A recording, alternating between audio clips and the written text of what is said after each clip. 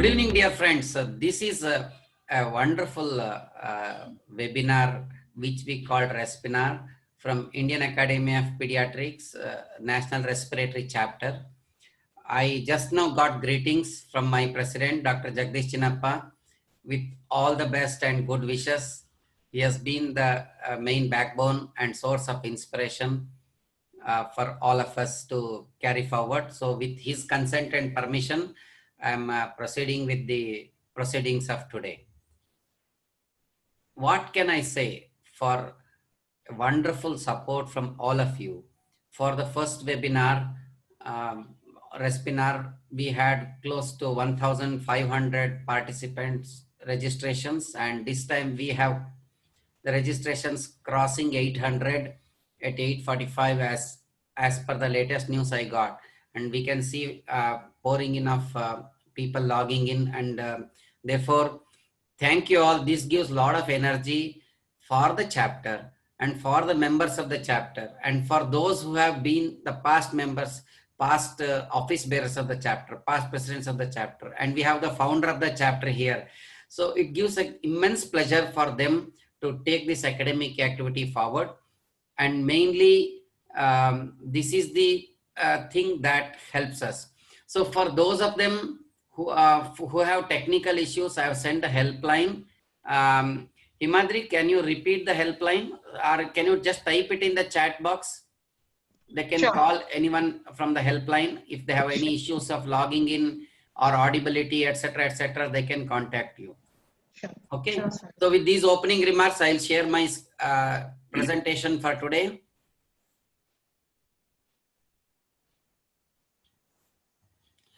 So greetings from all of us, the entire family of respiratory chapter.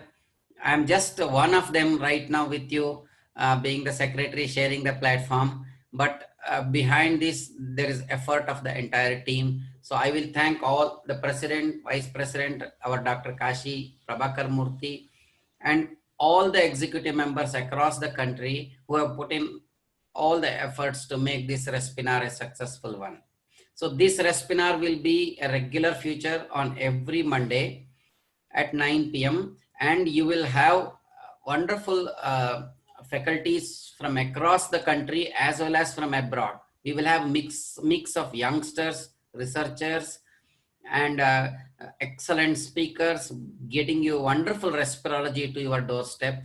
In spite of all the fatigue of webinars, keep this Respinar alive.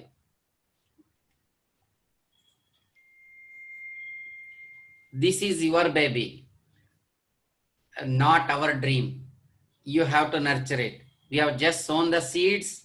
It is for you to take it forward. And the way you bless us with the kinds of messages that you are sending to us, the kind of support that you are giving to us, makes us filled with a lot of joy and energy to do more and more for the academics, and that would be possible. And I will tell you, a sixer is appreciated in a stadium only if there are people to watch. Otherwise it's just called as a practice session. And therefore, my dear friends, entire credit goes to all of you. I don't think there was any other subspecialty chapter with these many numbers that could just gather momentum for Respinars. And thank you very much for your interest. Please keep continuing and showing us the same kind of support. For some of those who have just newly logged in, I want to just give you one liner. We had Respinar 1 inaugurated by our president, Dr. Jagdish Chinnappa, and we had the courtesy of Professor Andrew Bush, who is father of respirology, and I would say world #1 authority, the senior most professor, editor of journal Thorax, and you know, he is one of the editors of Bible of Respiratory, Pediatric Pulmonology book, Kendig's Disorders of Respiratory Tract in Children. And with him, I had my lifetime opportunity to share my thoughts on first webinar last Monday. And there were more than 1,532 registrations. And as I could see, there were 800 to 900 people who logged in and watched. And today, we have the Indian counterpart and our Mera Bharat, a pulmonologist, Dr. H. Parmesh, moderating this session, and we had no other choice but to have him with us because he is the founder, president of IAP Respiratory Chapter, and he is seeing the dream that it is reaching these kinds of uh, expansion and support from his youngsters whom he has nurtured and taken care of. And at 6 p.m. I had close to 700 registrations, and just at 15 to 20 minutes back when I inquired, the registrations crossed around 800. And this is a massive crowd, and we are very happy. And we will tell you that we will share all the video recordings for you. Don't worry, don't have to message to us. We will have the phone numbers of all of you. We will reach out. We will devise some mechanism by which we can reach out to you. Only bear with my repeated WhatsApp messages which I may be sending to you. So please bear with us so that we will never know who has received and who has not received. Even though you have acknowledged, again I may send a repeat message. So bear with me for a minute or two. We will thank Clearnet for giving us the technical support for dissemination of the knowledge, and all the office bearers from Clearnet. Thank you very much for making this dream successful. This is the agenda for today. We will have 1 or 2 minutes of opening remarks by sir. Then I will be giving a talk. If possible, I have tried to give a crisp and a small and a complete message on under 5 wheezing. And then we will have unlimited question and answers. Please ask anything, any idiotic thing on earth. Please do not hesitate to ask. And that's the source for us to take the question and answers forward. And this will close and conclude today's session on under 5 wheezing. And therefore, we will proceed for other topics in respirology from next. So with this, I will hand it over to Dr. Parmesh for his opening remarks, and then again I will come for my presentation. And thank you very much. Sir, over to you for a couple of remarks to just enable me to start. Sure. I think my brothers and sisters of Indian Academy Pediatric Respiratory Chapter, my friend and speaker, Subarna, we affectionately call him. And with your permission, I would like to dedicate this today's event to the people who saved our border in the Ladakh, and also the COVID warriors and the teachers who frame the future generation. For these 3 categories of people, we dedicate this talk today from you, with permission. Of course, wheezing is a very, very common phenomenon all over the world. Having known this fact, the Lancet has a special section on Spotlight. In the year 2017, they contacted 8 people globally, I'm one of them, to give the opinion about the global wheeze in preschool children. What are our opinion? These are all the things published in the Lancet 2017. It's a global phenomenon, as a matter of fact. It has been attributed to air pollution. There are various data is available. So knowing when the child comes with a wheezing, they always arises a question, is it an asthma or not? What is going to happen to these children in future? How do you manage it? To give the medication or not? Yes or no? These are all the issues were taken. And to talk about these issues, we have with us none other than Professor Subramania. We affectionately call him Subarna. Please forgive me calling him affectionately. And he is the Secretary General of Indian Academy of Pediatric Respiratory Chapter, national level. And it was his efforts initiated the Monday program. And I am very proud and happy to say my friend Andrew Bush gave a talk, and my friend Jagdish Chinnappa moderated it. I like to mention one thing about Jagdish Chinnappa. He was my secretary when I was a national president. I was the founder member and second national president. We were the best chapter award in Asian Congress Pediatrics in New Delhi National Conference. I always remember those issues. Now, our Subarna is known for its innovative ways of presenting any talks, and is very enthusiastic various things, as a matter of fact. And when you give a talk, not only with the data, with little humor always will be there, with the beautiful, attractive pictures in between, and keeping the audience on their toes. Having mentioned all these things, let's hear what he has to say. Then we'll interact. What we know, we'll let interact. And this topic would be the solutions under 5 wheezing in children, an Indian perspective. Subarna, over to you. Sir, thank you very much, sir. In fact, for the viewers, please remember that it is sir who came to my house in a small hometown, had one masala dosa, and then told me, Subarna, you should join pulmonology. Sir, I am your baby, and now still seeking your blessings. And we will, as sir has rightly said, we will dedicate this to all the warriors, COVID warriors, our border warriors, and to all the children and all of you. And with these words, I will share my presentation. So this is the agenda today, and I am thankful to our Dr. H. Parmesh, who is here to answer all your questions. I will tell you, he's one of the best international experts that you can have on under 5 wheezing, and he's one of the, or I would say only Indian who could make the way through in the international arena of respirology, and perhaps one of the best pulmonologists that we can ever dream of.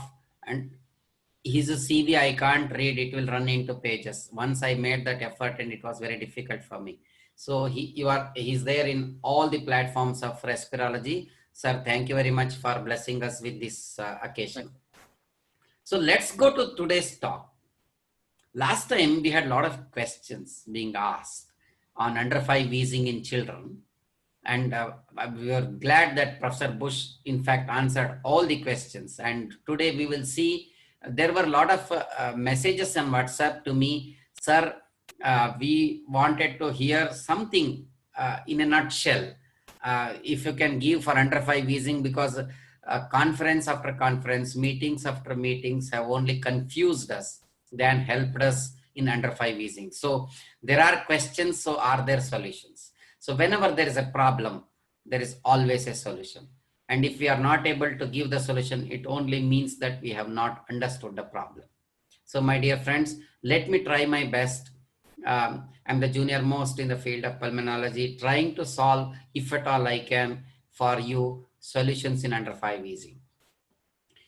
Let me make my target very clear.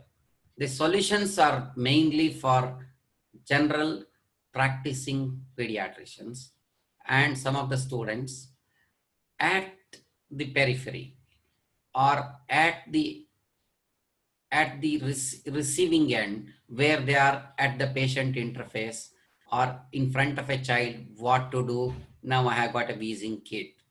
Am I clear? This talk may not be for those epidemiologists.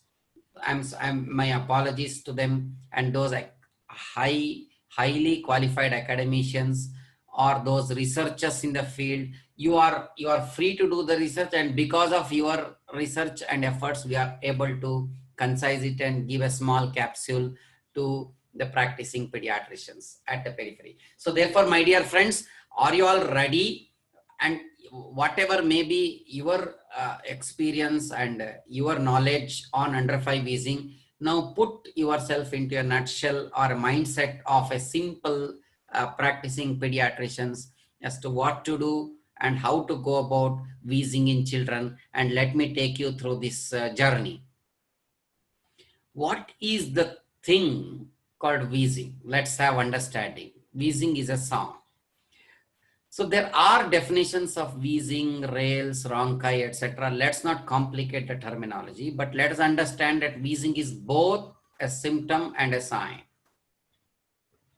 It's a symptom that is documented. When I say fever, we say some mother says fever, but we always ask the mother, did you record a temperature? Just to confirm, is that what she is referring to is fever? And similarly, we should ask couple of questions to find out is what that the mother is referring to is a wheeze, because many mothers may just tell some remarks and they may or may not mean a wheeze, and what you understand a wheeze is what the same thing with the mother also understand it as a wheeze. And this connect is the most important point. And the studies have shown that history by a mother, history by a grandmother, I'm just adding, but the studies have shown the parental reporting of wheezing is quite good.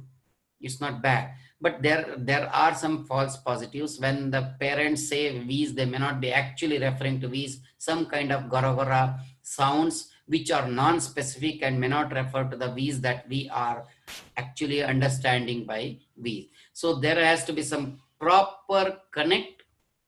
First, what we are referring to as wheezing. This is point number one. Now the next question that you need to ask when you are with a patient or with a child, is the wheezing acute, recurrent, or persistent? Please, this is most important and this is most difficult. Acute does not mean that the patient has come to you for the first time. It means that the patient is having it for the first time. He may be seeing you after 5-6 visits, 5-6 episodes of wheezing, but he may not be telling you all that. Please understand. There may not be documentation of wheezings in the past. There may be only prescriptions in his box. There may not be any findings that are written by the previous pediatricians or by yourself when you have seen him in the past. There could be only salbutamol prescriptions, which will give you an indirect understanding of that probably he must have had a wheeze. But unfortunately, we write salbutamol for each and everything, starting from cold to alveolar cry. So therefore, that makes the job little difficult as to find out is it acute, recurrent, or persistent. The differentiation between recurrent and persistent at times may be difficult because you may find sometimes so-called overlapping syndromes. What I meant by overlapping syndromes is, suppose a child is in a nursery or a play school, it jumps from one wheezing episode to another wheezing episode, and the mother tells that he has been sick for past 2 months, and she doesn't refer to that he was all right for some time in between, for short periods of time. So it is for you to take a smart history and find out the second message is wheezing acute, recurrent, or persistent. That's very, very important. When we refer to acute wheezing in young, less than 2 years, my dear friends, for all practical purposes, it is bronchiolitis. Let's give a simple message. I do understand you may beg to differ with me, but for all practical purposes, the most common cause of wheezing below 2 years of age, acute, is bronchiolitis, and it is clinical diagnosis. This is more an obstruction of airways than an infection. Number one, it is a syndrome, not a disease. We never say bronchiolitis is RSV infection. We say bronchiolitis as a syndrome of wheezing that occurs below 2 years of age due to heterogeneous causes. So therefore, it's not a disease, but a syndrome. My dear friends, when I say syndrome, investigations don't help because it is heterogeneous. And therefore, you will have varieties of bronchiolitis that you would see. And different viruses behave differently for bronchiolitis. And severity is assessed by degree of obstruction and degree of hypoxia. And therefore, my dear friends, no hypoxia is mild. Hypoxia presence is moderate, and severe hypoxia, as evidenced by altered sensorium or any other features thereof, is severe bronchiolitis. It's pretty simple. Don't put all the bronchiolitis in one platform and therefore see. And my dear friends, our last and a simple message for all of you: in bronchiolitis, treatment is essentially symptomatic because it is colds in the chest. Colds in the nose is common cold. Colds in the chest is bronchiolitis. And what is the treatment for common cold? Wait for 7 days. What is the treatment for bronchiolitis? Wait watchfully for 7 days. That's all. And therefore treatment is essentially treatment of hypoxia, not a treatment of bronchiolitis, treatment of supportive care in the form of IV fluids. All other things that you read are questionable and lack evidence, and I would say lack solid evidence. Please don't be mesmerized by rosy articles on hypertonic saline, salbutamol, steroids, antibiotics, macrolides, so on and so forth. Please put all of them down in your box and just keep concentrating on oxygen and give oxygen properly. Can it recur? It can recur. And in whom it recurs? Those with small airways. Those children who are low birth weights, intubated at birth, and those who are born horoscopically with small caliber airways, they may recur to wheeze because of problems in anatomy of caliber. They may recur once or twice, but if they recur frequently, there should be reason for recurrence, which I'm going to come again. So therefore, my dear friends, I'm done with simple first, that is bronchiolitis. Number 2, can wheezing also happen in children older than 2 years? Yes. These are called as colds in the chest. You may hear various terminologies: wheeze associated lower respiratory tract infection, viral associated wheeze, wheezes of pneumonia, so on and so forth. My dear friends, these are also acute wheezing in older children. The treatment is again essentially symptomatic. You may try bronchodilators with varying degrees of success.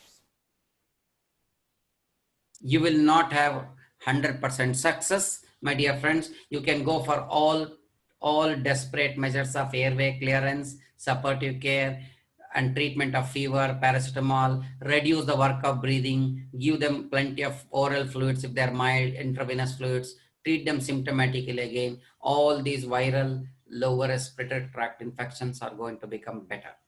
So we are done with wheezing below 2 years, acute wheezing above 2 years, but below 5 years. What to do when the wheezing is recurrent? Now it comes again and again.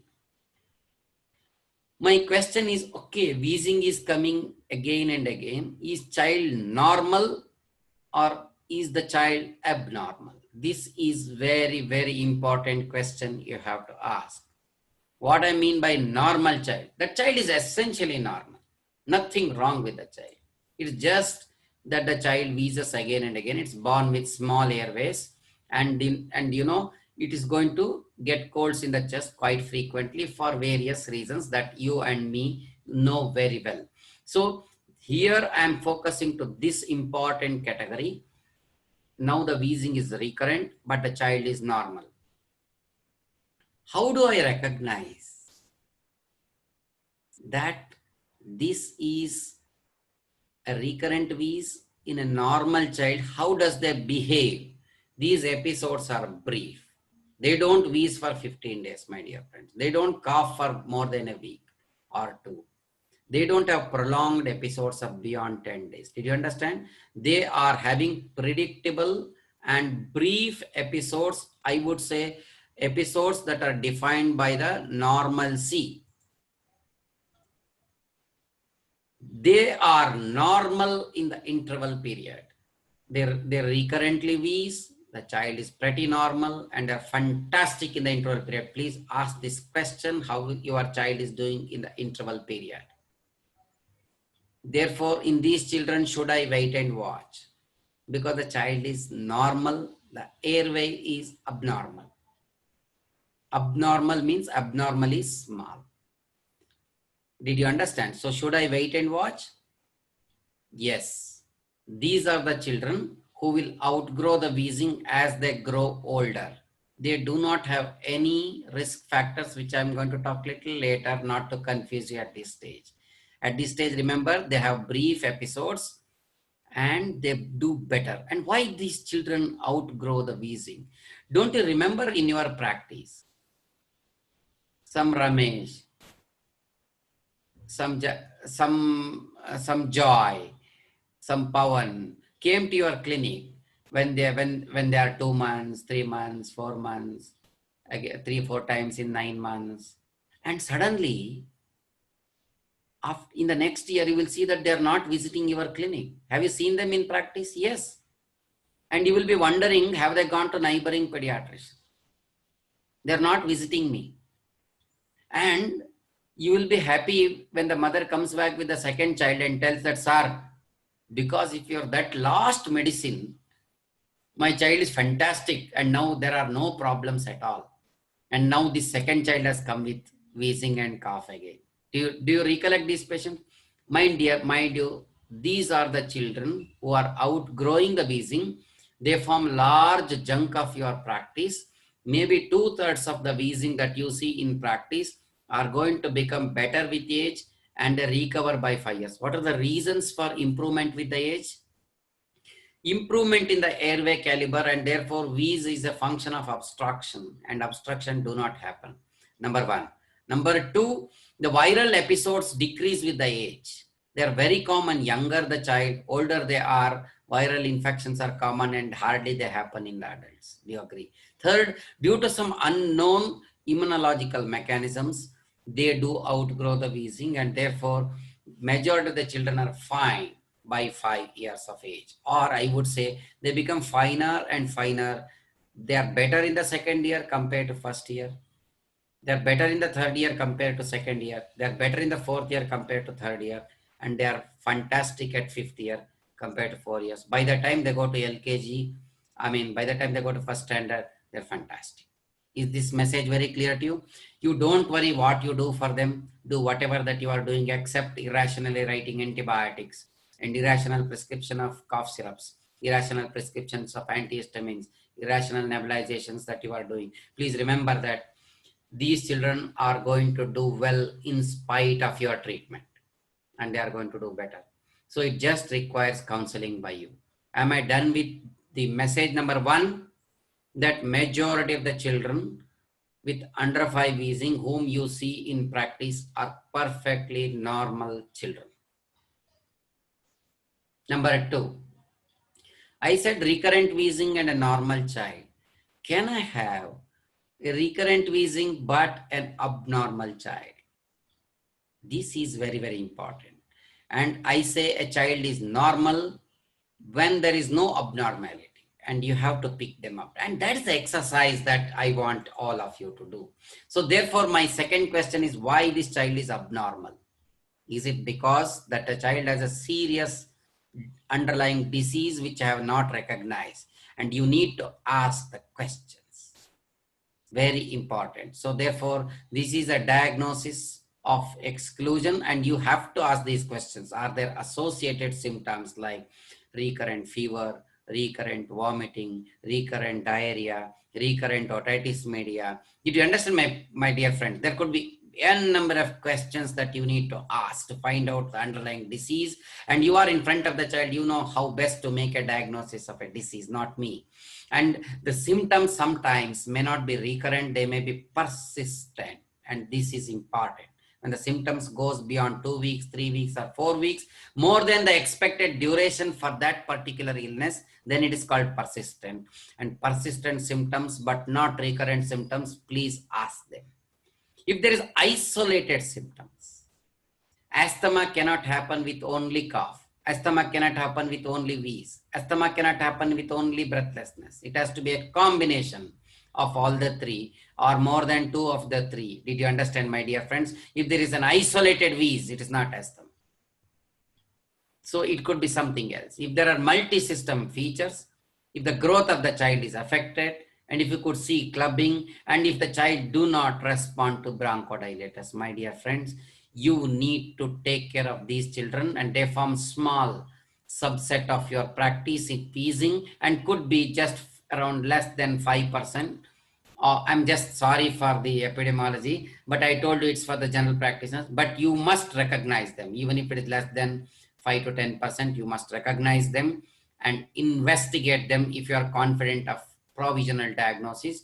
If you are not confident of a diagnosis, please refer them to an appropriate institution or to a pulmonologist who can take care. And this is very, very clear. And this is very, very important to me. So the message number 2, we do have recurrent wheezing with abnormal children, and you need to evaluate them or you need to refer them. This is a very simple second message. I will go to the third one. You may have children, trait number 3, who would come with recurrent symptoms that fit into asthma syndrome.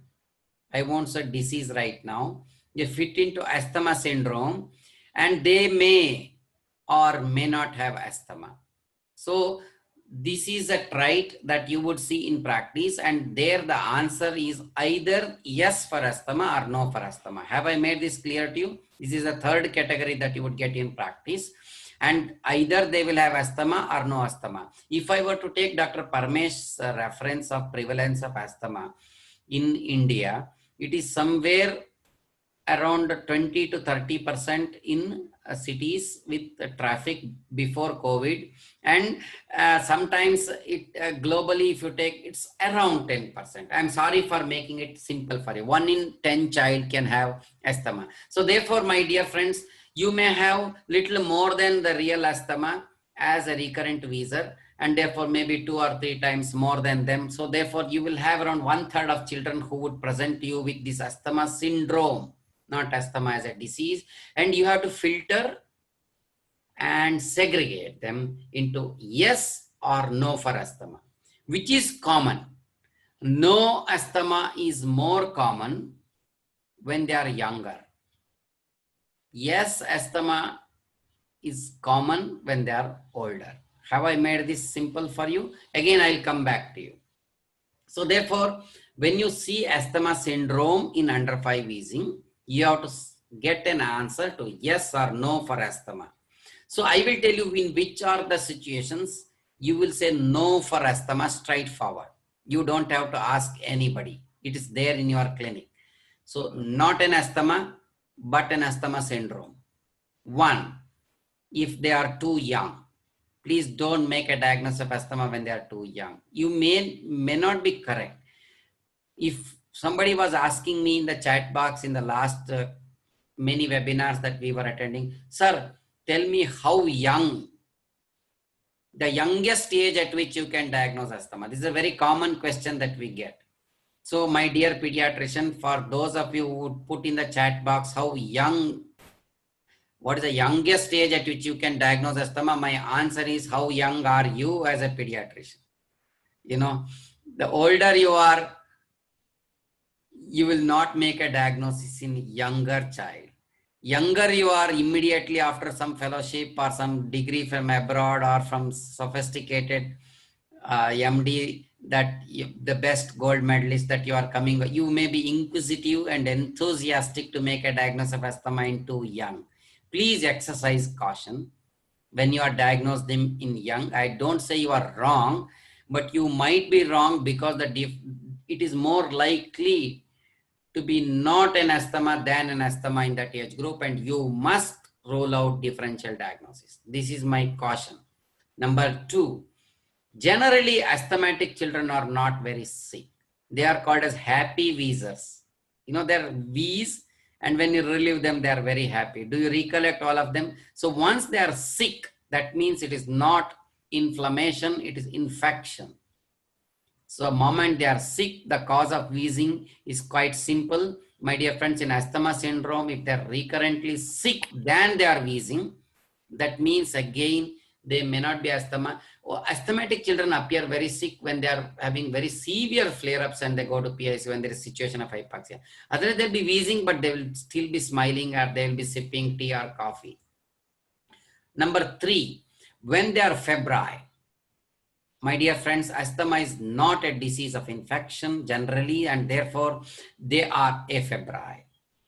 So in an asthma syndrome, if you find a young child, if you find a sick child, and if you find a febrile child, please, the last one, if they are not responding to your bronchodilators, this is not asthma.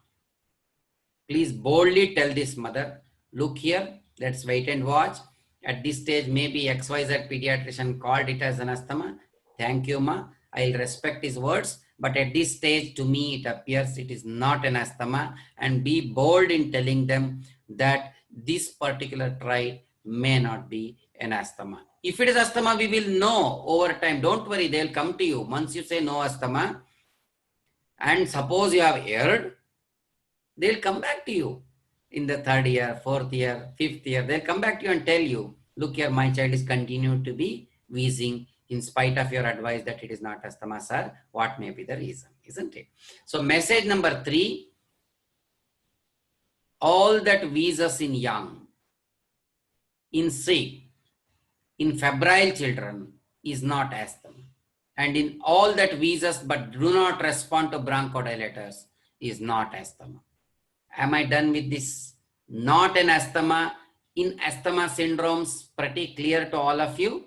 Okay, I'll go to the next one. But then, sir, is asthma a diagnosis of exclusion? Exclude the age, exclude the sick, exclude the febrile children, and therefore you make a diagnosis of asthma. Is there no positive points for diagnosis of asthma? It's possible. It's possible. How? You look for clinical evidences of airway inflammation and obstruction. Sir, airway obstruction and at my table in my clinic, how can I diagnose? You know, you have this triad of symptoms: the cough, wheeze, and breathlessness, my dear friends. Cough is a sign of airway inflammation. Cough is a sign of airway involvement. Recurrent cough is a sign of airway inflammation, and recurrence is because of the episodic nature, but the inflammation is chronic. The obstruction is because of inflammation, and there could be a trait of patients who are born with horoscope, they're destined to be obstructive airways, and they do wheeze, and they can also get asthma. My dear friends, did you understand? So without going to the complexities of subjects who are going to be asthmatics, please clinically get the evidence of airway inflammation and obstruction. And how I am going to get it? Please identify those children in whom asthma is likely in the following situations. 1, they should have recurrent symptoms. Why the symptoms are recurring is because not the asthma is recurring. It is that the episodic nature, triggered nature, and therefore the episodes are recurring. Did you understand? They are episodic. That means there is an episode and there is an interval between the episode. How do you identify the episode? I can't identify the episode. Episode is identified by the interval between the episodes. You must be a smart clinician to elicit the history that the child is well in between the episodes, and that only will tell you the demarcation of the episode. They are triggered. What I meant by triggered: somebody gets exposed today evening, 3 days later he gets wheezing. This is not asthma. This could be an upper respiratory problem getting evolved into lower respiratory tract problem. Did you understand, my dear friend? A mother A says to me at 4 o'clock, sir, he had cough, and 4:30 I came to you, and 5 o'clock you nebulized me, 6 o'clock he is back to homework. This is trigger. Somebody, mother says, sir, Tuesday he was not well. Wednesday I tried some syrups at home, and Thursday I came to you, he's having fast breathing. This is either bronchiolitis or wheeze associated lower respiratory tract infection, my dear friends. Somebody says, sir, on Tuesday he was having colds. Thursday I tried some syrups at home.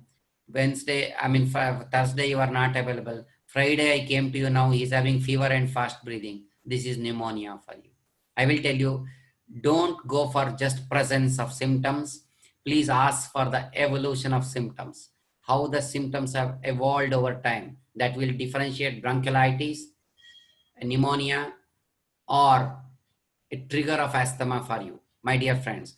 And the most important point is family history, family history, and family history. Why I am coming to this family history? Family history will tell me the genetics of asthma, likely or unlikely in that particular family, and with reference to that index child.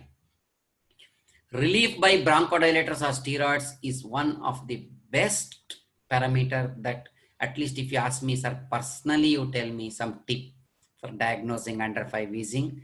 I cannot give a better tip than a predictable, fantastic response to bronchodilator. What I mean by response to bronchodilator, you give salbutamol on Tuesday, cough reduced on Saturday is not response to bronchodilator after 3 days. My dear friends, you give salbutamol at 7 o'clock, at 7:30, you are fine. That is called as predictable and an excellent response to bronchodilator. If somebody says, sir, your syrup worked, not your antibiotics, beware that he is a candidate having reversible airflow obstruction. It is not going to tell you asthma or no asthma. It's going to tell you reversible airflow obstruction. And reversible airflow obstruction in somebody with a positive family history will tell you that there is a genetic basis for reversible airflow obstruction. And presence of cough will tell you this is a reversible airflow obstruction with airway inflammation and therefore asthma. And I think I made you how qualifiers help you to make and identify asthmatics. Sir, you tell so many things in a webinar. When I'm listening to, everything looks fine. But when I go to my clinic again, I'm confused. Does it not happen? It has happened to me in the past. So therefore, my dear friends, how do I decide in my clinic whether somebody in asthmatic syndrome is an asthma or no asthma, especially under 5 wheezing?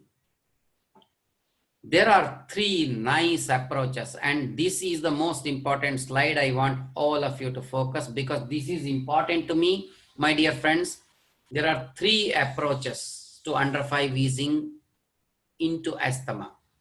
One is the syndromic approach, which I was telling you. What I meant by syndromic approach, you have the symptoms of cough, wheeze, breathlessness, positive family history, febrile episodes, recurrent, episodic, triggered, seasonal, etc., etc. That means it fits into asthma syndrome. Did you understand? So that is one way of looking at it. Second is identifying the phenotypes. And I will tell you, you forget, unlearn all the teachings on phenotypes. Phenotypes is the most confusing area of under 5 wheezing. So in future, if you are listening to them as a simple practicing pediatricians, these phenotypes are only going to confuse you. Only faculties understand what is phenotype, and for the practitioners it's very difficult. It took a lot of time for me to understand phenotypes. Please don't do the exercise of understanding phenotypes, because there are a lot of drawbacks of identifying the phenotypes. Somebody is an episodic wheezer, then he becomes a multi-trigger wheezer. Again at 5 years he becomes an episodic wheezer, and then he is no longer a wheezer. What does that mean? It is just like somebody acting villain role, hero role, this role, that role. I'll tell you, it's called as phenotype, and the types keep changing. Therefore, my dear friends, stop learning, stop reading. This could be a simple, blunt message, but an inevitable message from me personally. Please don't take it as a recommendation, because people continue to teach you the slides on phenotypes. Stop learning phenotypes. Do not identify the phenotypes. Sir, why? That's because just a couple of years back, Gina realized that there were more classifications than the types of wheezing. Did you understand? I'll give example of epilepsies for you. If you go to one neurologist, he will tell you tack, tack, tack epilepsy. If you go to the second neurologist, he will tell you taka, tak epilepsy. Third neurologist will tell you taka, taka epilepsy. Fourth one will tell you takan, takan epilepsy. Did you understand? There could be a neurologist who will tell you that this is non-epileptic epilepsy. My dear friends, how many types of lymphomas you have read? Lymphocytic lymphoma, non-Hodgkin's, Hodgkin's. You know, did you understand my point?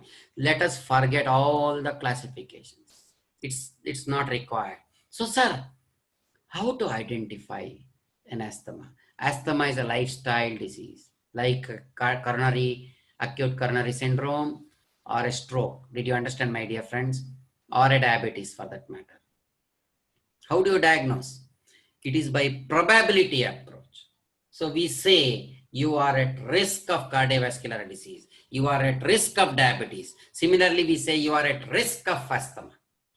In under 5 wheezing, you don't have to worry.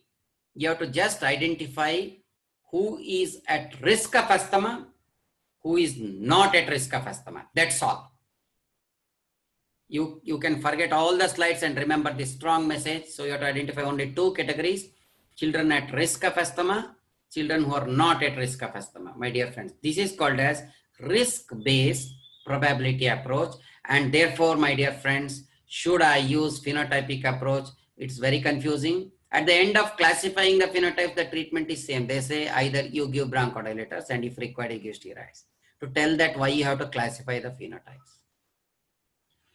Risk-based probability approach is the most important approach adapted by GINA guidelines, and GINA is one of the best sources for us in showing the path and direction in which we should think for asthma or no asthma in under 5 wheezing, my dear friends.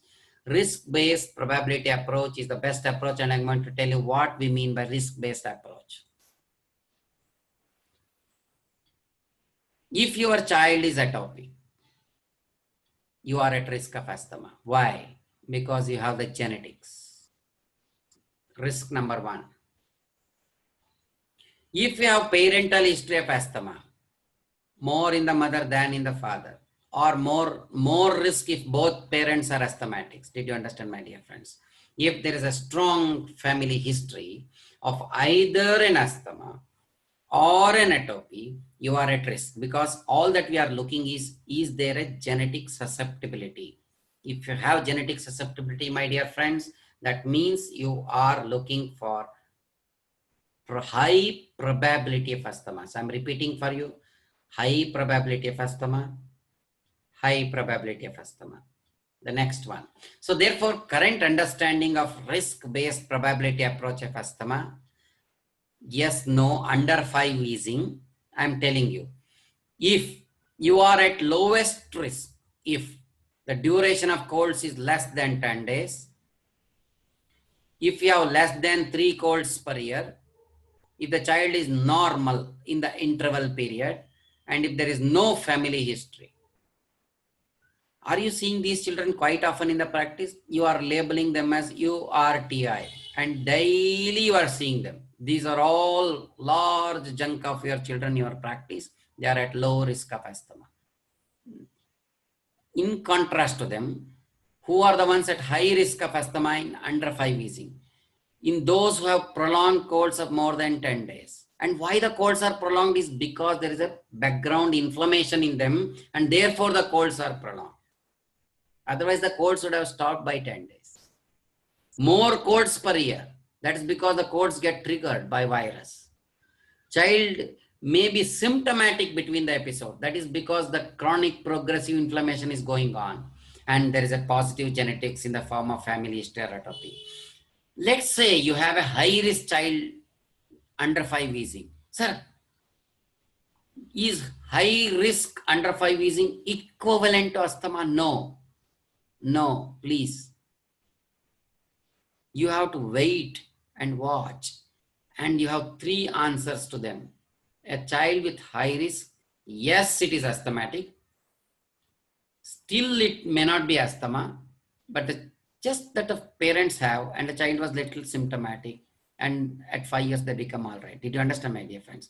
And in future they may get it again. You will never know. Asthma, I know, it can come, go, or it may be silent, and at 40 years of age you may get. So you can have all permutations and combinations possible in recurrent wheezing. But let's not complicate the issue, but to give you, I told you, I committed in the beginning of my talk that I'm going to oversimplify the topic for you than complicating it.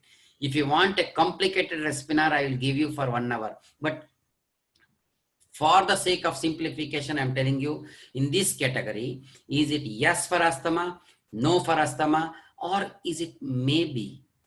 I have not yet decided. Is it possible? Okay. So you have in recurrent under 5 wheezing answer yes and no for asthma, my dear friends.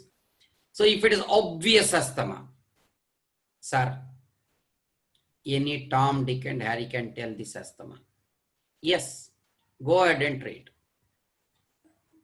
Sir, this is an ordinary cold, sir. Just 2 or 3 episodes of wheezing it has got. And once it responded to bronchodilator, other times it did not respond to bronchodilator. Don't ask too many questions. Fine. It's not an asthma. Relax. If it is asthma, it's going to come back. Did you understand my point? So those of them whom you find low risk category, it's not an asthma. Number 3, when in doubt, what you will do in cricket? You ask for third umpire. Correct? No? What is that? When you are not decided whether it is asthma or not asthma, in a high risk category, I'm repeating it for you, in a high risk category, then you can give trial of inhalation corticosteroids.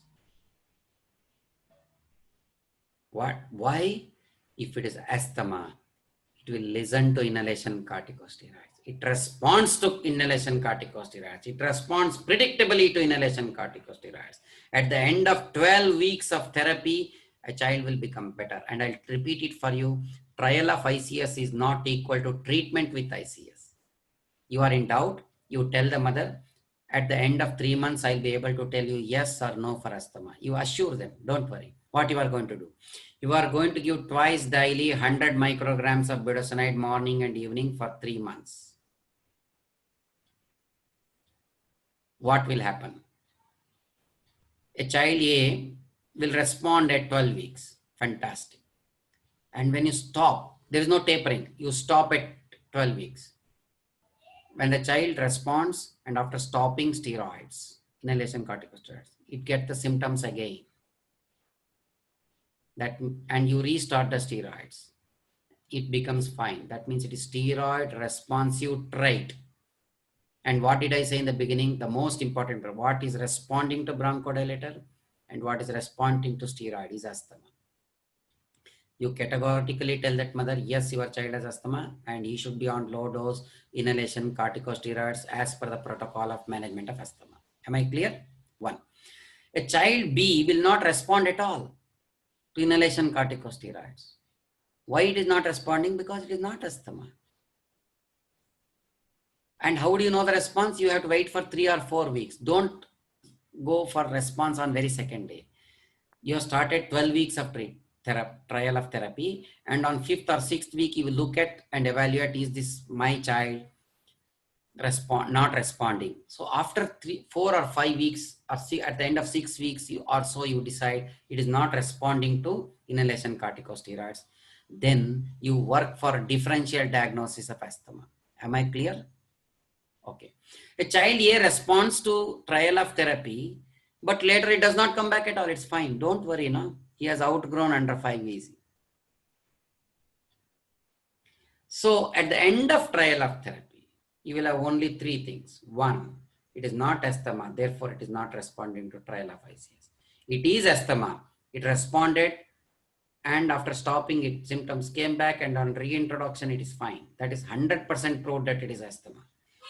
And somebody who just responds and may not come back, don't worry. It could be just that some anti-inflammatory drug has done the trick for you, but that child may not get this resurgence of symptoms now, but it may get it in future. We will never know. Leave it at that. You have to just cross 5 years. After 5 years, what you can do PFTs and confirm. The problem is we cannot do, large number of pediatricians cannot do pulmonary function tests and document and demonstrate reversible airway obstruction below 5 years. That's the problem, my dear friends. It is a subjective diagnosis, not an objective diagnosis.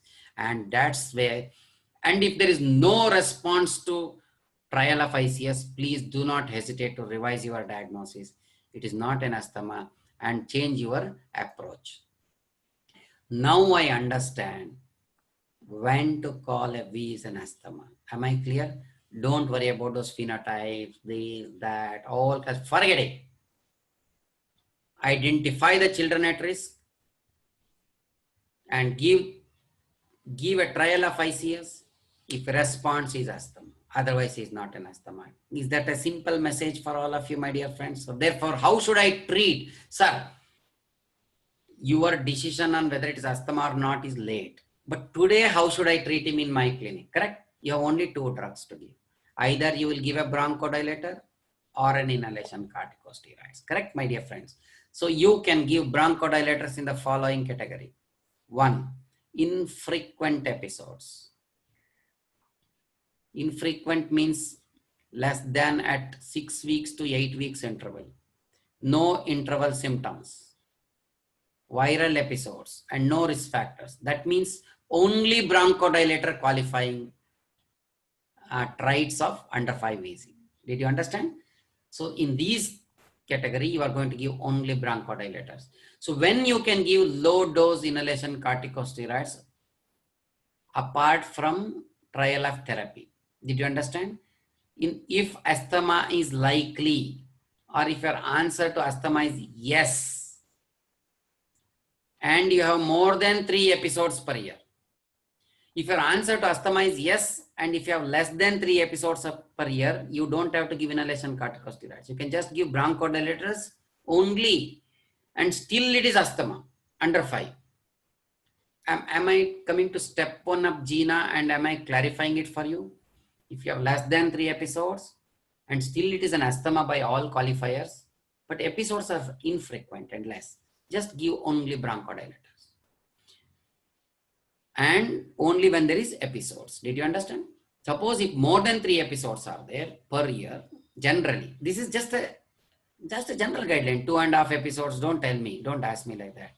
Generally, if the episodes are more than 3, why 3? Because 3 means apart from the seasons, you are also having the episode. Did you understand? Predictably during seasons, a child can have 2 or less than 3 episodes. It's possible in a child due to reasons other than asthma. And when it is asthma, it will definitely have 3 or more episodes per year. Is that message clear? Fine. Asthma unlikely, but episodes are too frequent. Sir, every month he is coming for VC. And whenever I give him bronchodilator or steroids, he becomes better. Did you understand? That means you have to revise your diagnosis of asthma. You might not have given proper trial of therapy or not properly diagnosed in them. Revise. This is not revision of diagnosis to give differential diagnosis. This is the revision of diagnosis to give diagnosis of asthma in them. So asthma unlikely, but the episodes are now becoming frequent. Third, after a trial of ICS. So my dear friends, you should know when to start low dose inhalation corticosteroids in under 5 wheezing. Three categories. After a trial of ICS with confirmation of asthma. Unlikely asthma, but too frequent episodes. You can give low dose inhalation corticosteroids and wait and watch. Nothing will happen on that. Third, asthma likely and more than 3 episodes per year. So therefore you would give low dose inhalation corticosteroids. My dear friends, lastly, I'll come to current understanding of under 5 wheezing. You have 2 traits. Trait A, trait B with inflammation as the predominant, and they do respond to inhalation corticosteroids. Trait A is variable and fixed airflow obstruction in them. That means they're born with small airways and they will respond to bronchodilator, my dear friends. They will do well. They may outgrow, but they may be the future candidates for risk of COPD. Those born with small airways will continue to have small airways when they are 40, 50 years. So in adults, you will have 2 types of COPDs. 1, those born with small airways. Therefore, they are adults with small airways and COPD. Those born with normal airways, in whom you did not recognize and treat asthma properly, and therefore they had chronic progressive airway inflammation, and therefore airway caliber reduction, and this is trait 2 of COPD in adults. So if you are a COPD pediatrician, please look at yourself. Are you a small airway child, or you are an uncontrolled inflammation child, and therefore you are now the candidate of COPD in adults. So this is all that I have to gather, my understanding of GINA guidelines for you, and whatever I have told you falls in line with GINA guidelines, my dear friends. And this is the simplest guidelines. And those of you who have not read guidelines, please, there are more than 100 pages of GINA. Please read everything. Don't read only pediatric section. Majority of the explanation is in adult section and you have to read it. Unfortunately, we are handicapped. Clinical diagnosis is the only diagnosis. I can't do PFTs. There are centers which do PFTs under 5. Don't worry about them. Generally, as a practicing pediatrician, I can't do PFTs in less than 5 children. So I rely upon clinical diagnosis. Are you still confused about under 5 wheezing, my dear friends? Don't worry. There is only one solution for under 5 wheezing. What is that solution? WhatsApp to me and become members of IAP respiratory chapter and join our learning. You will easily understand and recognize asthma, no asthma, at risk of asthma, probable asthma, not asthma at all in under 5 wheezing, my dear friends. So it is pretty simple for all of you to understand under 5 wheezing, and it is pretty simple. There's a lot of demand from many pediatricians across the country by WhatsApp message to me, sir, please give some clarity on under 5 wheezing, and therefore I had to give this session. And thank you, my dear friends. I am stop sharing, and then we will listen to all the questions and we will answer all the questions of you on under 5 wheezing. Hope that this session is made the things clear for you in under 5 wheezing, which is one of the most difficult areas to handle for pediatricians today. And I feel that I have done the justice. Sir, I will dedicate it to my Guruji, you only. You have taught us how to diagnose asthma and how to approach under 5 wheezing. Sir, there will be questions and we will take up all the questions. I have been presenting. I was not seeing the questions. Sir, I will read the questions for you because you have to, no. You should have the privilege of answering all the questions. Oh my God. Sir, no. It is my privilege to listen to you for questions. So let me start from question number 1. Sir, season for bronchiolitis. Somebody is asking in India. Is there a season? Yes, there is a season. I think our own study in Bangalore shows nearly 65% of the respiratory problem come from June end up till October. The second season will be coming there in the month of November, December, these 2 seasons. Yes. Sir, second question is, should they use the term called HRAD? They are using the term in the chat box and question answer. I think, please some clarify whether they should call it asthma or HRAD.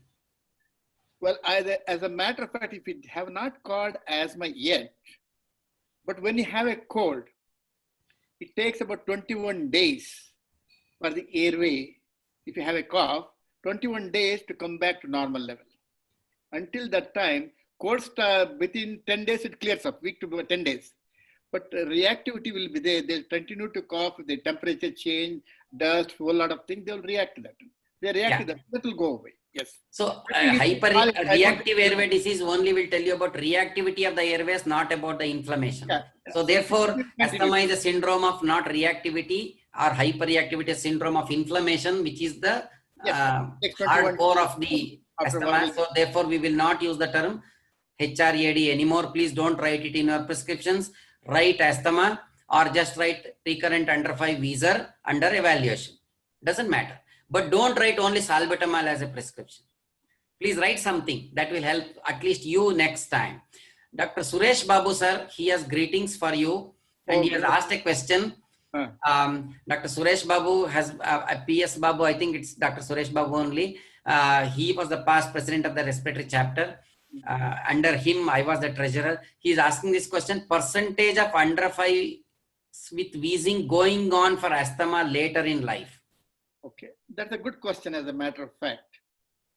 I think we see up till 18 years, but then we'll forget about it, what happened to those people. Okay.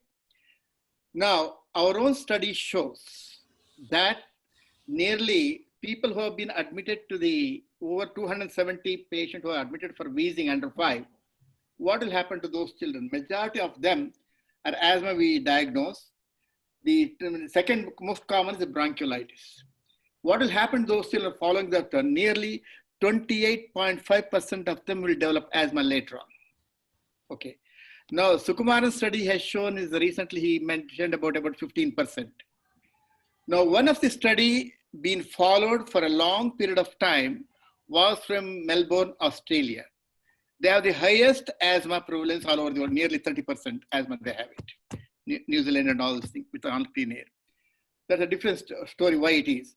Now, these people, Phelan group, followed up these children, two groups. As in a child under 5, you diagnose an asthma, severe asthma, what will happen to those people in 42 years later on? Children who diagnose Wheezer in the first infancy and non-Wheezer, what will happen to those groups? People diagnosed by the physician as an asthma, 70% relapse by age of 42 years. Who have been diagnosed as a severe asthma, 90% were relapsed. Infant who had a wheezing, diagnosed as a wheezer, nearly 40% developed asthma, 42 years. Who never had any wheezing, 15% relapsed. This is the situation. I think later on they're going to end up with that one because we are not following, we don't know that one. Yeah, correct, sir. Can we just say from both of us that the God has already written the horoscope whether you are going to get asthma or not in the genetics, but it is just the question of environment which will decide you when you will get the symptoms. I think now the balance between more towards the environment. Environment. As a matter of fact, you also mentioned last time about the one of the factor you mentioned about the fixed airway obstruction. In that concept, I have to do this one. There are studies to say that 2.5 micron, the wheezing has become more all over the world, mainly because why? Because when the suspended particle 2.5 micron increases from 35 micron to 53 micron, there is nearly 4.5 to 5-fold increase in the wheezing. Our own study shows under 5, nearly 75% children wheeze. Under 1 year, nearly 28 to 29% are wheezers. So now, the people who have been exposed to all these things, mother been inhaled those things, their microvascular coagulopathy will happen in the placenta. That is placental coagulopathy syndrome. If it is more of those things, the fetus will get the less nutrition. Those somehow got the stillbirths. If they survive, they have nearly 30% have a premature birth. Correct. Children born with premature birth or children who have small for dead babies, they are the one who have fixed airway obstruction. Correct. That means to say, sir, if the lung growth is affected, then definitely they will have fixed airway obstruction. And if the lung caliber is affected, they will have dynamic or variable airflow obstruction. In addition to that, an infant who grows too much of weight in the first year, those are 3 group of children have fixed airway obstruction. They are going to develop, as you mentioned, about asthma later on, and they are leading to airway obstruction. Okay, sir. Yeah, obstruction. Thank you. I'll go to the next question. How do you differentiate an infectious wheeze? I think I will answer because I have told in the talk, because it might have been answered by then. He has asked too early. Infection is diagnosed by the presence of fever and a typical syndrome of infection. And will the video be available? Yes. Somebody has asked, sir, is there a role for derifilin? I think we should not be talking of derifilin in 2020. I think, sir, you wanted to still respect that drug, derifilin, in asthma? I think what I mean to say, in a situation where none of the thing is available, in that situation, because ICON studies, we include all these things. Depending on your situation, utilize that one. Because what we mentioned about it, it is go to the personal level. Dealing with the biological system, availability, affordability, accessibility, we have to use that one. No problem, it can be used. Sir, we want one-line answer on Montelukast. No, I will specify the question because I'm seeing a lot of questions. One-line answer means not for asthma, not for colds. And I think I will tell you, I'll tell the straight away message to the practicing pediatricians. For asthma, Montelukast is an inferior alternative to steroids. Don't use. You can use inhalation corticosteroids. Number 1. There may be a small subset. Don't worry about them right now. To start with, you should start with inhalation corticosteroids. The second subset is ordinary colds, which you see for 2 to 3 days cold. Everybody is writing Montelukast with levocetirizine. If there is a family history, don't do double game, triple game and all that. Don't write only. Please write whatever simple things that you have to give: saline nasal drops, paracetamol, symptomatic observation. Now I am coming to a specific question. When a child is recurrent wheeze is not diagnosed as asthma, is not a common cold, he is having recurrence, he is, I would say, asthma in evolution. Is there a role for Montelukast? Let me specify the question for you.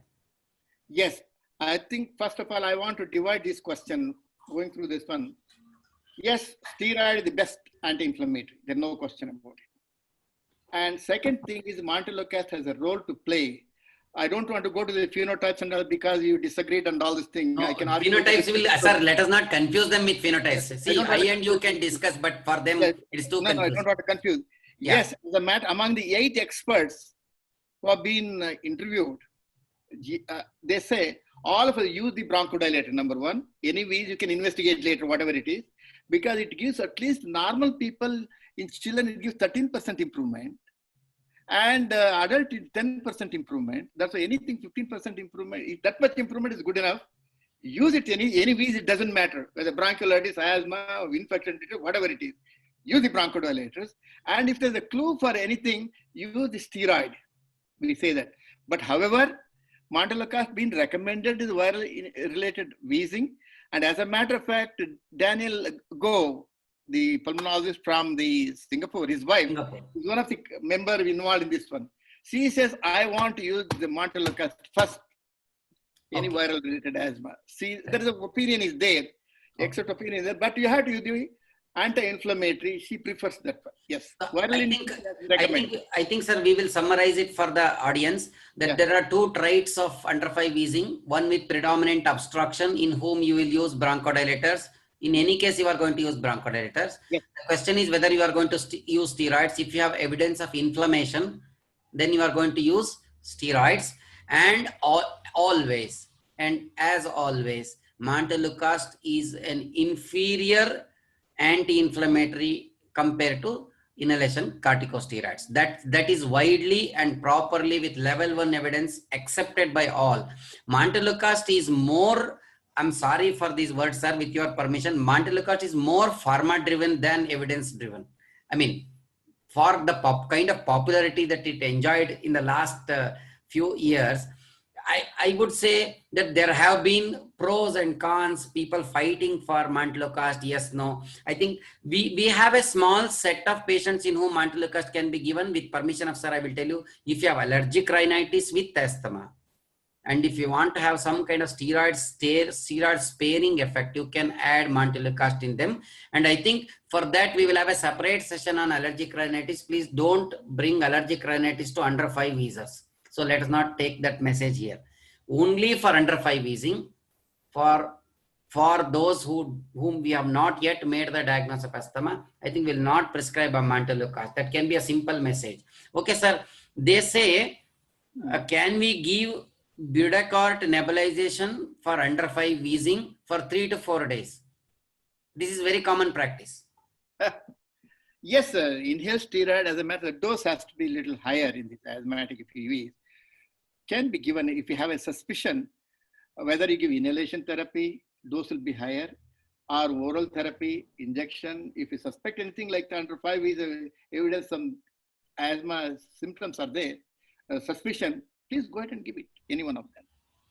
Sir, there are around 400 plus participants still not having their dinner, but we will assure them that we will answer all the questions today. Sir, we will give you permission for you to have food in between while we will be live. I think I will take the privilege from the audience and tell you, sir, if you are waiting for something, please go ahead, but at the same time answer to our questions. Go ahead, yes. Please. Sir, next question is, so therefore the message is that the studies of budesonide being used in acute flare-ups have been done with the trials of more than 1,500 to 2,000 micrograms of the drug being used in acute flare-up, and then seen not your 1/2 respule BD, 3/4 respule BD, 1 respule BD for 3 days, 5 days. I think that doesn't help much. Please understand. But if it has helped, retrospectively, it could be an asthmatic airway inflammation that responds. Remember, my dear friends, eosinophilic inflammation responds to steroids. Neutrophilic inflammation do not respond to steroids that well as much as an eosinophilic inflammation responds. And how to identify eosinophilic inflammation? Either by the evidence of eosinophilia, or the predictable nature of the eosinophilic inflammation, how it behaves, triggered, seasonal, exposures, etc., or by knowing the type of trait of the parents with risk factors. Those with atopy are likely to have a kind of eosinophilic inflammation. I do understand from allergy chapter, they will tell eosinophilic, non-eosinophilic, etc. Let me not go into controversies, but a general message for the pediatricians, sir. I'm oversimplifying. Eosinophilic inflammation do respond to steroids. I think that can be a simplest message that we can give, avoiding all the controversies. Okay, I'll go to the next one, sir. Kindly send your contact number WhatsApp. So I think I've shared my WhatsApp number. I'm repeating it for you, 94482079993. I'm going to share it again at the end of the session. Please be on the line. Sir, nebulization, Dr. Rakesh Bhatia is asking nebulization in times of COVID, to do or not to do. Sir, for you. I think nebulization we should avoid, to take care for the people who have been giving. They're more exposed. If there is a evidence of some hidden viral infections, COVID, they might get it. As a matter of fact, indoor air pollution in the hospital is much worse. Many doctors don't know about it. The respiratory therapists are the most suffering people. Nurses, doctors, intensive care who are working, because if they have viral infection, they come later and found out corona. These will spread all over. Naturally, you get more of those exposure, the droplets infections and some small particles you inhale, you develop more of that. I think we should avoid nebulization. Okay, so I would say avoid unnecessary nebulization, but when nebulization is inevitable, like in a severe flare of some dying child, don't hesitate, but you take all the precautions. With something oxygen. Like, yeah, you should be in an ICU setting, proper precautions. No, suppose that it is inevitable, but there is no excuse for you getting exposed. Unnecessary nebulization, like every cold, ear discharge, sir, the pharyngitis. I mean, I'm just sorry for being so open. There were, I would say, many false indications for nebulizations which are doing. I think they all should be condemned, and it's not required. Yes. Now, the next question is, if Budecort nebulization is to be started, till how many months it has to be continued? I don't think we recommend Budecort nebulization for months together, because if you are diagnosed asthma, please give budesonide as MDI with spacer, and trial of therapy is with budesonide 100 microgram twice daily. Suppose you have a child 7 months old to be given a trial of therapy of 12 weeks, and the parents are uncomfortable of, too much. I'm talking of before COVID era, then you may try nebulization, but we don't recommend it. How many times you have used steroids and bronchodilators in cases of bronchiolitis? So this is a question on steroids in bronchiolitis, sir. One answer. I think I would say that if you have admitted patients, I think we have used a short course of oral steroids. Okay. That reduces the hospitalization at least for about 1 day. Reduction hospital stay. So the level of evidence for steroids and others is not that good for bronchiolitis. Yes. So role of steroid in viral associated V's, I think I will answer this, sir. I will take the difficult questions for you. Role of steroids in viral associated V's is variable, and role of bronchodilator in viral associated V's is variable, not predictable. This is the correct answer from me. Variable response to bronchodilator, variable response to steroids. Because once there is an inflammation, there is everything. There is eosinophil, neutrophil, basophil, monophil, this phil, that phil, every phil will come. So therefore, there will be some kind of response, but not a very good predictable response in other disease. How do you diagnose asthma? I think we have answered it. Because some of the questions we have answered in our presentations. Can we use bronchodilators in V's associated lower respiratory tract infections? We have answered. Yes. Please, those traits, please use. Is salbutamol or levosalbutamol, sir? This question. Anything is good enough. Anything is good enough. I will tell you, when you use salbutamol, the levo part of it works. And when you use levosalbutamol, it works 100%. Yes. See, it's like whether to use right hand or left hand or both hands. You use hands. So therefore, don't worry. Levo is the left hand and salbutamol is both the hands. So therefore, you can use, but when you use levosalbutamol, it is more expensive with less dose. So when the salbutamol drug was brought under rate control, and they have to sell the salbutamol syrup for 12 rupees a bottle. They discovered levosalbutamol with 40 rupees per bottle. Please understand. So it works better. For all Indians, you can go ahead and give salbutamol. Some academicians of Einstein level may tell that tremors are little more with salbutamol than levosalbutamol. Please don't worry about those Einstein people. And for a simple practicing pediatricians, either salbutamol or levosalbutamol is good enough, either as a syrup or as a respule. I think we have answered the doubt on salbutamol and levosalbutamol. How long the ICS has to be given in under 5 wheezing? Till you diagnose asthma. And after diagnosis of asthma, ideally lifelong. See, my question is how long the ICS to be given. My question is how long the airway inflammation will be there, please. Somebody anonymous has asked the question. So I'm going to ask the question back to him or her. How long the ICS has to be given in asthma? The answer is how long the airway inflammation will be there in asthma. As long as he is there on the Mother Earth, he is exposed to the triggers and inflammatory provokers, and therefore it is lifelong.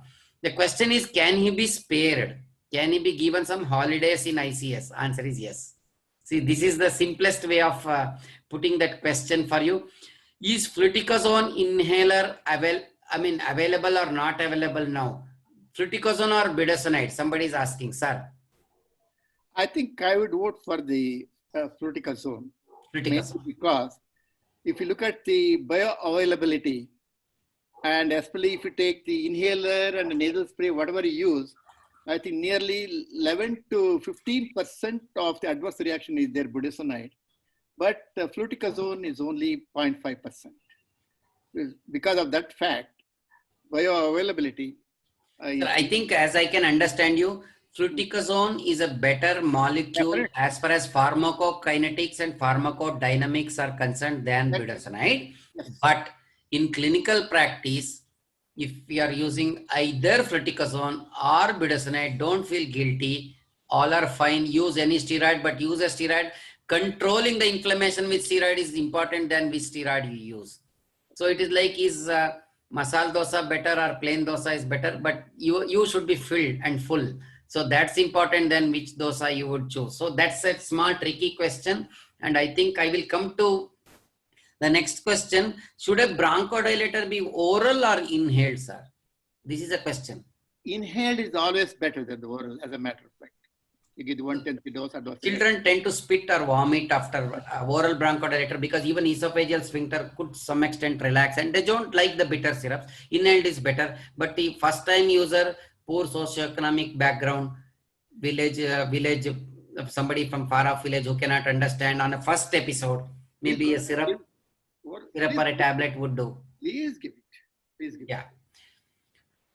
So my next question is, duration of asthma episode important in counting the number of episodes? When I gave the message, I gave a strong message that more than 3 episodes per year could qualify for long-term low-dose inhalation corticosteroids. That is from GINA guidelines. So the question is less than 3 episodes, but one of the episode is prolonged. That is the question, sir. I think I tend to disagree to a certain extent here. You have to correct. Yeah, sir. You can disagree, sir. I will allow you free flow of thoughts. Earlier was there 3 episodes, earlier 2 episodes, 3 episodes. You forget all the episodes. You have 4 clinical parameters. Clinical diag 86% is only from the clinical history, as you rightly pointed out. Stethoscope contribute only 6%. 8% laboratory, so the atopic, non-atopic, that gives what variety it is, what is the future. Okay, keeping that in mind, I think among the 4 contributing factors, number 1, variable symptoms of this one, any episodes. Number 1, chronic cough, more than 2 weeks, and wheeze, and chest tightness, and retraction, all these things, any one of these 4 symptoms, you have variable symptoms, you're getting more often. Not this, and also you have to prove, second thing, you have to prove reversible airway obstruction. Under 5, you cannot do lung function, it's difficult. But however, I like to add here, even less than 2 years also we can do this one. 2 important clinical parameters, how the child is sick or not. One is A child who is sick don't have a social smile with the mother wheezing. Number two, a child who got severe wheezing, anything, they don't take to feed. They don't like to feed. When you give the nebulization, those children will give the nebulization. After 15 minutes, you just watch the child in the mother's lap. He starts smiling at the mother. So clinically, you document that there's a reversible airway obstruction. And if there's a family history, other parameter you said, risk factor, you treat them like an asthma. Even younger child, I would treat like an asthma. The earlier number, everything has given up now, olden days. Okay. Given up, they're given only reverse. These are all the multiple, 4 symptoms you have, rule of 4, variable symptoms of these things. Also, reversible airway obstruction is the one. The children who don't have a questionable, they have to use the steroid. Nobody going to use the steroids for 12 weeks anymore. It has come down to one month now. Correct. Doubtful situation. So in this situation, I like to diagnose the first, even a child with 6 months, we can diagnose asthma. But I do this is going to be atopic, non-atopic. I'll do IG, total IG level, where we disagree certain extent in this context, only after 9 months of age. If it is atopic, it is coming from the family tree. It helps in this way. Look here, a child is born with a family tree in this one. He is going to suffer a little longer. He needs steroids because eosinophilic 1 inflammation. He needs at least inhalation therapy up to 3 months. In a certain situation, lifelong. And it's the highest risk factor for the persistence. And environmental control is strongly recommended in them. So, then people agree for that. Okay. So this would help in diagnosing whether atopic, non-atopic, doing total IG level. So for the benefit of the viewers, what Dr. Parmesh is telling is pretty simple. What he's trying to tell you is that, is there asthma? Can I do risk stratification for asthma by knowing the trait, as well as by doing some of the investigations like IG, etc. By doing all these tests, you are going to understand the host better and the host response much more better. Okay, the next question is how to differentiate between bronchiolitis and wheeze-associated lower respiratory tract infection. It is only cut off of the age. That's all. So that's all. That there is nothing. How to differentiate between bronchiolitis and first episode of asthma? The response to bronchodilator will tell you that he is at risk of asthma or not risk of asthma. Bronchiolitis generally don't recur, but asthma, if they recur, then there is a potential chances that the child could be asthma. Sir, somebody wants to know the difference between asthmatic cough and normal cough. And I think this is a popular demand from all the pediatricians. Sir, please demonstrate and show us one normal cough and one asthmatic cough. Normal cough is the upper airway.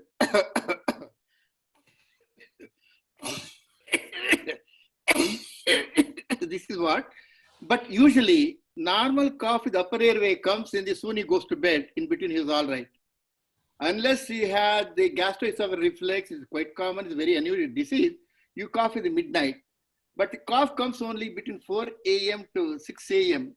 That's where the early morning time, your secretions of we keep the windpipes open, the steroids and adrenaline is much less. The airway caliber 10% less, they cough more at that time. Children cough more at that time. When they laugh, they cry. When they shout, they cry. When they run, they cry. Those are all the one cough from the asthma. That's how we differentiate. Yeah. There was a question which is for me, sir. I will take that and answer it. What is the difference between asthma and asthma syndrome? Please understand, I have not coined a new term called asthma syndrome. Asthma itself is a syndrome. Please, syndrome, it's not syndrome of variable types of symptoms and signs. But what did I do in my talk was to simplify. Asthma syndrome will include both yes and no of asthma in under 5 wheezing. That means those with asthma, those without asthma, but apparently appear like asthma till you differentiate. So I would say asthma syndrome is the father and asthma is the child of the asthma syndrome. So in an asthma syndrome, you will have yes and no of asthma. That's all. It is not it's not too much an academic classification. I would say we have yes and no for asthma because both appear alike and they may mislead you in case of sir. Even though I have answered this question, still people are asking what is the youngest age at which we can label asthma. I think this has been a question which they have already typed and kept and they are just copying and pasting. Sir, your answer. Yeah, one of the member of the 68 global expert, only pediatric asthma 68 expert, we worked on that one. It was released 2012, it published in the 2012 in IACI. Now, what you, Papadopoulos was the president of the work on that one. Any child who has that symptoms, variable symptoms, if we have documented a reversible airway, that suspect is an asthma, is going to be asthma. So you can diagnose first asthma episode, which comes at 8 months or 9 months also you can diagnose. Up to 6 months also you can diagnose. Excellent. Situation. Somebody was asking, I will, correct, sir. Thank you. Somebody was asking this question and I will take that question. It is easy. So I will not leave it to you. 5 months old child came with mild fever, cough and wheezing. How to treat? I will tell you, you treat with bronchodilator. If it is fine, fine. No antibiotics because it is mild fever, you said. And less than 5 months would make it typical bronchiolitis syndrome. If they respond to bronchodilator, continue. Otherwise, don't continue. Did you understand? So pretty simple. Treatment answer to that question is symptomatic treatment, but with lot of advice to the mother as to when she should bring back the child, because if the child continues to have distress, it may require more supportive care in the form of oxygen and IV fluids. So the next question is TH1 and TH2 Wheezer. I think, sir, we will reserve this question because to explain TH1 and TH2 at 10:36 p.m. is very difficult for us. No, sir. So I think we will take this, we will have an exclusive session on allergy. Yes, and at that time, we will answer all these questions. So role of Pheno in under 5 Wheezers, it is then abroad, not very popular in Indian context. Montelukast is not Magilukast. That's the answer. Role of probiotics in management of asthma. Somebody has pushed Montelukast. Now they're trying to push probiotics as well. And I think please let me reserve this question until and unless you will have a solid evidence to write probiotics. Please wait and watch. Don't get, what should I say, stimulated by 1 or 2 articles that you read. Until and unless it comes to level 1 evidence, I think you can wait for some time. Let those high-end academicians write some probiotics. You don't have to cut, copy, paste. Can you do without probiotics? Answer is yes.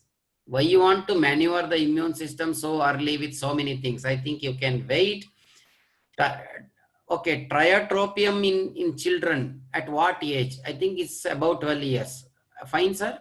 Any other answer you have? No, it has come down a little lower age. Now about 6 years? 12 years. Yes.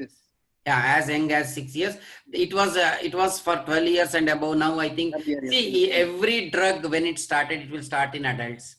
Then will be evidence will be there for little younger children. You remember initially we used to say we use only in adults, then antihypertensives, they were all used in adults. Now we have started using them in children. It's like that. So it is going to come. Sir, is there something called cough variant asthma? Dr. Bush answered it, sir, for you. Cough variant asthma, only cough.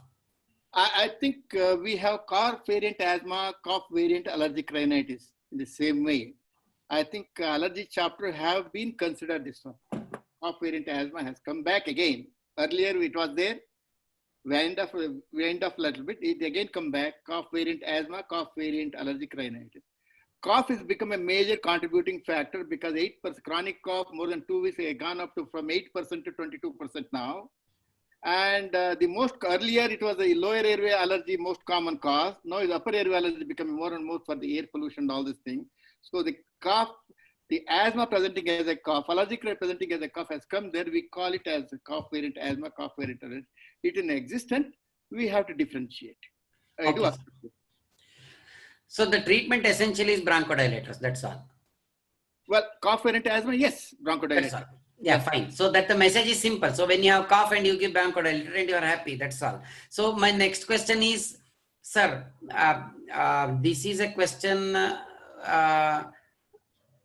which says that are the beta-2 agonists effective in younger infants? And I will take this question and answer it. Younger they have less smooth muscles. Older they have more smooth muscles, and majority of the beta-2 receptors are present in the smooth muscles and less in the other parts of the airways. So youngest infant, maybe if you're asking 3 or 4 months baby or a newborn, may not respond that well to bronchodilator as much as a 5-year-old will do. But doesn't it respond at all? It will respond. And Dr. Parmesh has told me this answer in the past, around 11 to 13% of children will have normal reactivity. And if you give in a normal person beta 2 agonist and repeat the lung functions, there will be in 10% of the individuals, there will be some improvement in their FEV1. So therefore, there could be some benefit which is non-specific, not related to beta 2 receptor distribution. It is too much for us, but if it responds, go ahead, otherwise don't go ahead. I think that's the simplest answer, because we cannot predict which child will respond, which child will not respond. If the youngest kid responds, go ahead, otherwise don't go ahead. I think we have answered immunotherapy.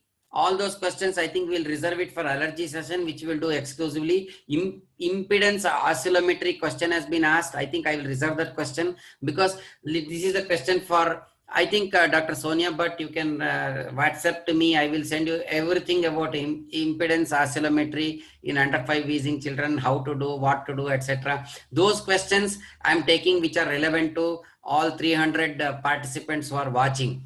So, do under 5 V's patients have more viral load than older children and adults? It's not a viral load, my dear friends.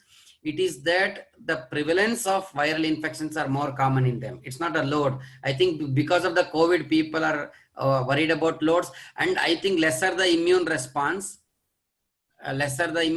more will be the load. Sir, you wanted to give a comment. As a rightly point, nearly 40% of the wheezing come from viral infections in children. Okay.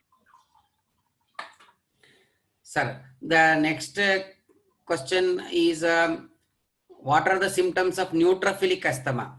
So I will answer this question, sir. Suppose somebody wants to diagnose neutrophilic asthma, it means that this is an asthma which do not respond to steroids, number one. Number two, if you want to clinically diagnose, it is quite difficult. You have to do some tests, but we will not worry about them. But at least for the person who has asked, I can do justice by answering and telling him, if you have obesity and asthma, the inflammation could be neutrophilic than eosinophilic. Obese children, sometimes they are refractory to steroids, probably because there is a mixed inflammation of both eosinophils and neutrophils, and sometimes they may have, and neutrophilic inflammation is a worst inflammation. If God asks you, should I ask for an eosinophilic inflammation or neutrophilic inflammation, please ask for eosinophilic inflammation, because it does respond. Neutrophilic is the worst thing. When you get neutrophilic inflammation, the reversible airway obstruction may go for irreversible obstruction. Correct, no, sir? Lot of remodeling and things like airway remodeling will happen. Can I give injectable steroids in severe asthma? You can give injectable, oral, whatever. But you don't worry about it. And which age you can use MDI with spacer? Can I just give an kind of a surprise thing? MDI with spacer can be used from antenatal period till death. You can use anywhere. You can use in a fetus to death. So I'm just oversimplifying. Don't ask when you can use. It is how you use. That's very, very important. So role of Deolin in under 5 wheezing. Please tell this, because a lot of practitioners, this is a practitioner oriented question. Deolin. Well, when a flare-up comes, an asthmatic, it comes to the emergency department. Earlier, Gina also says use the bronchodilator beta 2 agonist for three times, 20 minutes apart. If they don't respond, then you add it. So a child comes with a severe shortness of breath, hypoxia and all these things, why do you have to wait that long? Correct. You start immediately. So that's what allergy guideline, we recommend those things, as it is discussed in the 2017 in IACI conference. Debate was there. All the consensus opinion, don't wait for a child for waiting for almost 1 hour whether they respond or not. If the 2 times they don't respond, then add it, start immediately. So we start immediately, we recommend immediately to start giving it. Okay, sir. Role of adrenaline nebulization. Somebody has asked role of adrenaline nebulization in preschool visits. My answer is adrenaline is non-specific, because salbutamol is part of adrenaline. Adrenaline is both alpha and beta. So, and there are multiple advantages of adrenaline, but adrenaline acts in all parts of the airways, whereas salbutamol acts on beta 2 receptors only. At least currently, I don't think you should use adrenaline, but if in your place there is nothing else other than adrenaline available, okay, fine, you can go ahead with adrenaline. That's the answer for us. But nowadays, salbutamol is available in all smallest village also. It's possible for you to procure salbutamol and keep. So there are lots and lots of questions. I have committed by telling unlimited questions, sir. And I think what I will do, role of codeine in cough syrup, sir, one line, because somebody wants to really know. I think in asthmatic and allergic disease, it enhances the wheezing. Codeine should never be used. And it has been banned in children less than 12 years in the United States. So that's that I will go to the viewer, chat box and see if lot of people have appreciated, sir, your answers. So I can see. You put it in such a simple way, it made my work easier. Sir, monophonic and polyphonic wheeze, one line answer from you. Monophonic wheeze, always think of some abnormalities. Polyphonic is mostly asthma related. Yes. So I think polyphonic wheeze, I will show it for you, and monophonic wheeze. Monophonic is a single frequency kind of thing. Polyphonic means kind of thing. So you will have the wheeze coming from multiple variable airflow. So that means that localization is in multiple ways. I have just skipped all the questions on allergy for the simplicity, because allergy itself is a big chapter. So role of azithromycin in under 5 wheezer. I think nearly 24.5% of the wheezer of my study and the nearly 24% of the Dr. Cabra studies in Malaria Institute says wheezing come from the bacterial infection from this season.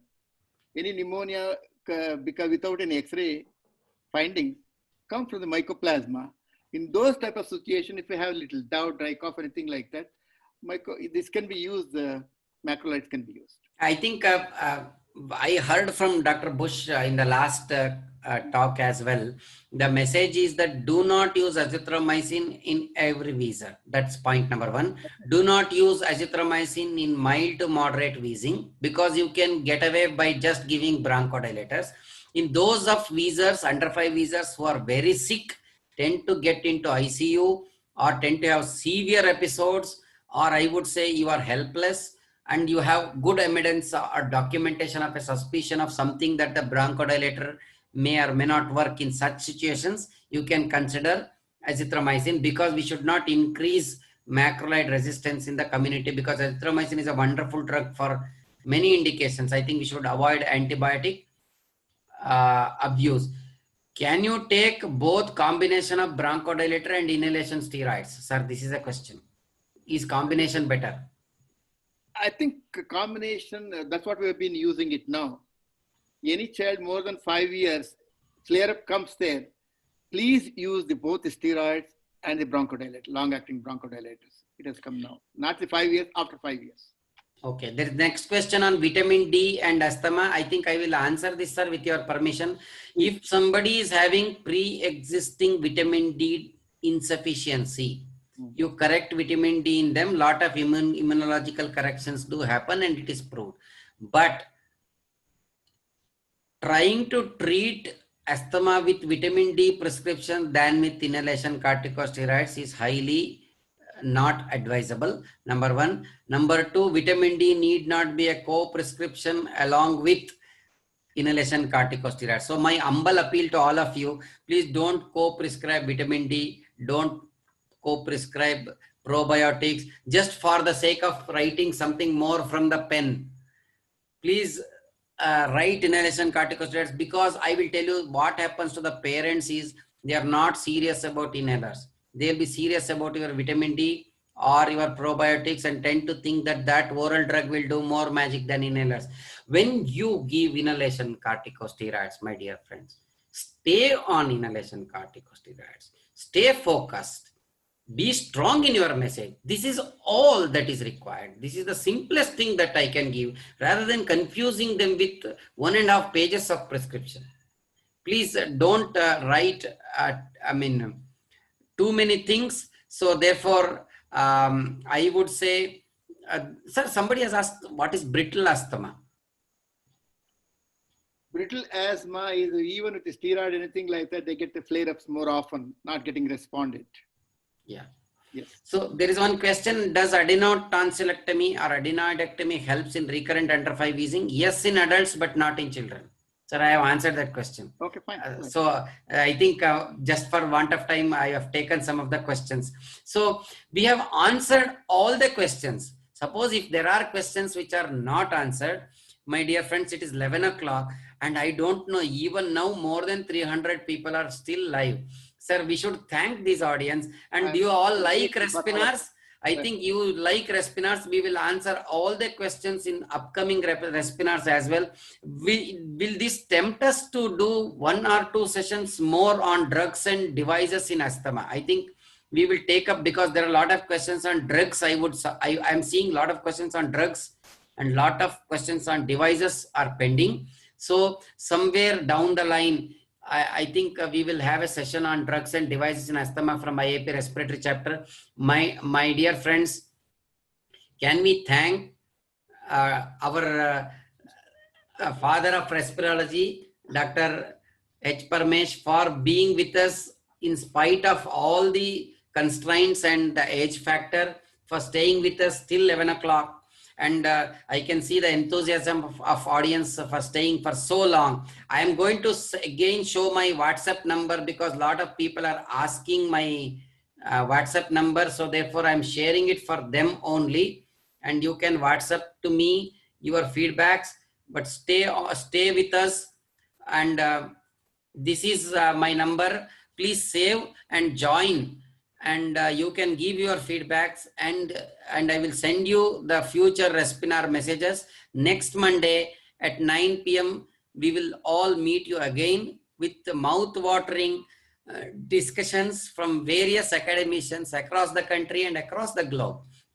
So next time probably I will try to get somebody from abroad and who would be speaking on interesting topics in pulmonology, and we will have some kind of a nice combination of a bronchodilator with steroid, sir, of the faculty in a synergetic form. And sir, we need your blessings for the chapter, and that will take a long way. And last request is all of you, please become members of IAP respiratory chapter.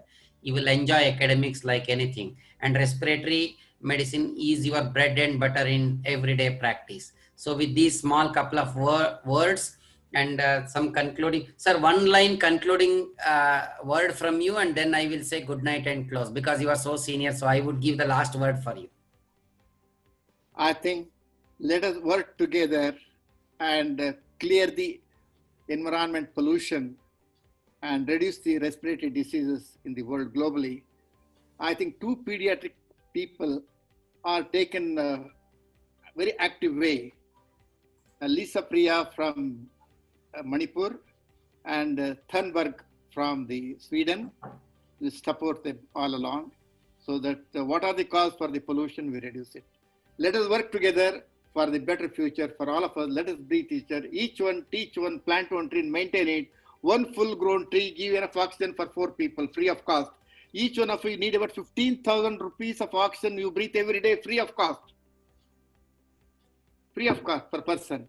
And your car needs about 50,000 rupees for 10 kilometers to run.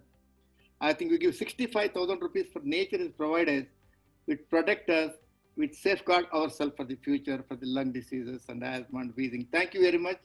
Not one sentence. Thank you very much, sir. The last corona epidemic has taught us a lot of lessons as to how to respect the environment and the viruses, and therefore let us respect the nature and be the subservients of nature. See you next time at 9 o'clock, Monday sharp.